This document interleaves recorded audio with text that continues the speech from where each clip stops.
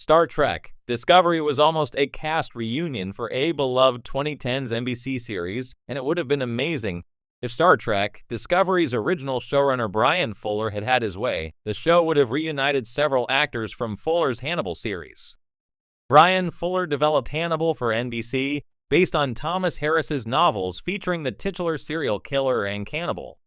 The show ran for 3 seasons from 2013 to 2015 and has since developed a cult following and remains widely regarded as one of the best horror television shows of all time. Mads Mikkelsen's Hannibal Lecter was the center of the show, but Hannibal boasted a strong cast all around. One of Bryan Fuller's first television writing jobs was on Star Trek Deep Space Nine, and he went on to serve as an executive producer on Star Trek Voyager.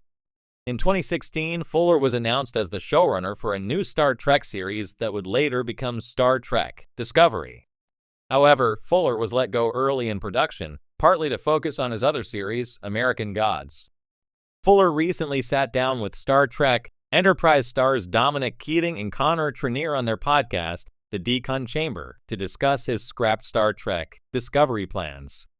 The potential cast of Star Trek Discovery is one of the most significant pieces of information Bryan Fuller has revealed about his plans for the show.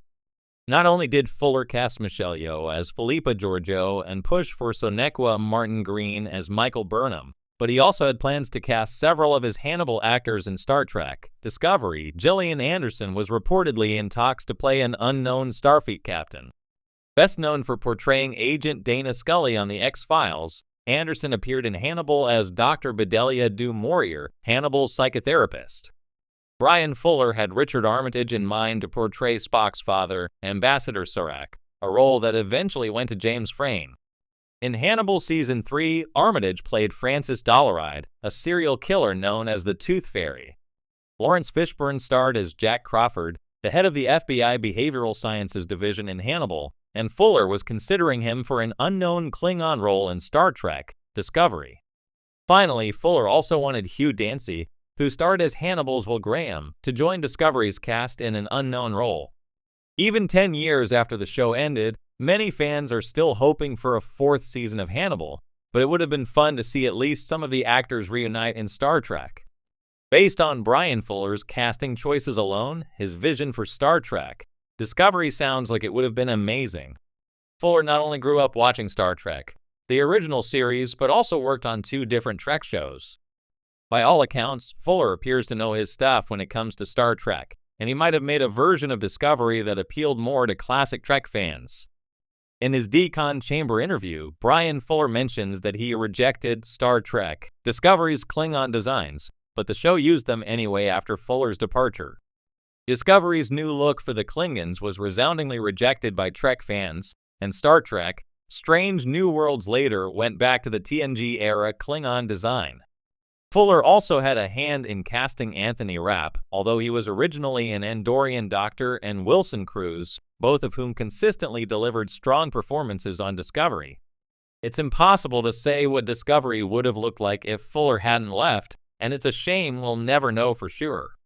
When Star Trek Discovery launched in 2017, it not only re-energized the long-running science fiction franchise with a bold new storytelling style, but also quietly brushed against the possibility of an unlikely and delightful television crossover, one that could have doubled as a reunion for fans of one of NBC's most beloved cult comedies of the 2010s, The Office.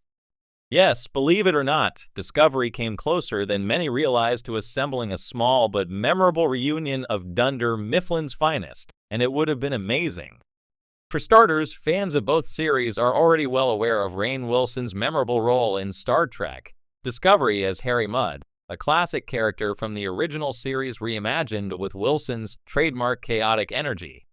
Wilson, of course, is best known as Dwight Schrute, the eccentric beet farming paper salesman from The Office, and his turn as Mudd was a gleeful, scenery-chewing performance that echoed some of his Schrute-ian intensity while diving into a much darker, roguish character. But Wilson wasn't the only Office alum who nearly made the jump to Discovery.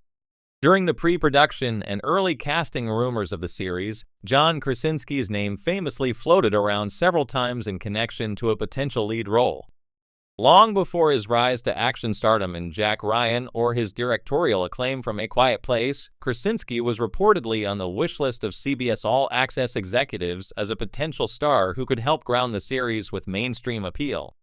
While the role of Captain Gabriel Lorca ultimately went to Jason Isaacs, a choice many fans praised for its gravitas and surprising complexity, the notion of Krasinski stepping onto the bridge of a Federation starship had serious traction. Imagining Krasinski as a Starfleet captain, opposite Rainn Wilson's manic Mudd, could have produced dynamic chemistry rich with both comedic tension and dramatic heft. And the Office to Discovery pipeline doesn't end there. Mindy Kaling, who played the quick-witted Kelly Kapoor and later made waves as a writer and producer, has been open over the years about her lifelong love of Star Trek. In various interviews and on social media, she's professed deep fandom for the franchise, particularly The Next Generation. At one point, insiders hinted that Kaling was approached or at least considered for a guest starring role in the new series, though scheduling conflicts with her work on the Mindy project reportedly derailed any serious talks. A Kaling cameo, especially in a political or diplomatic capacity within the Trek universe, would have been not only fitting, but an inspired bit of cross-franchise connective tissue. In hindsight, it's clear that Star Trek Discovery sat at a cultural intersection where the paths of many NBC comedy veterans almost converged. The late 2010s were a time when networks sought familiar, beloved faces to anchor their splashy reboots and streaming exclusives.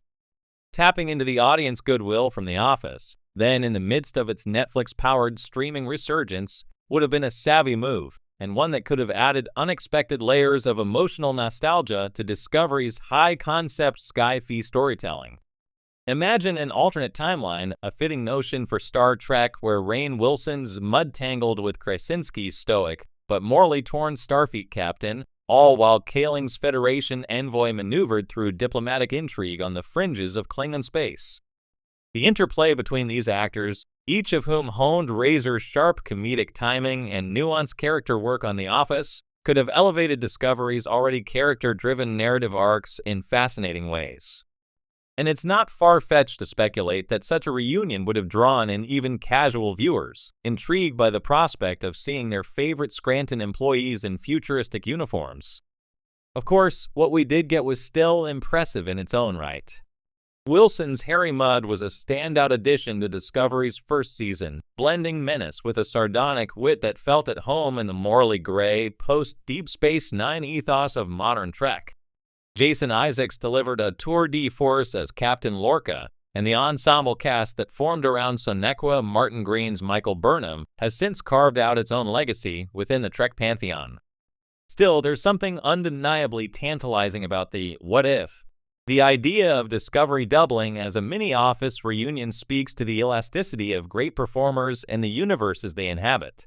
Star Trek has always thrived when it embraces eclectic casts and surprising character dynamics. Blending a dose of The Office's offbeat ensemble energy could have been a masterstroke of crossover appeal.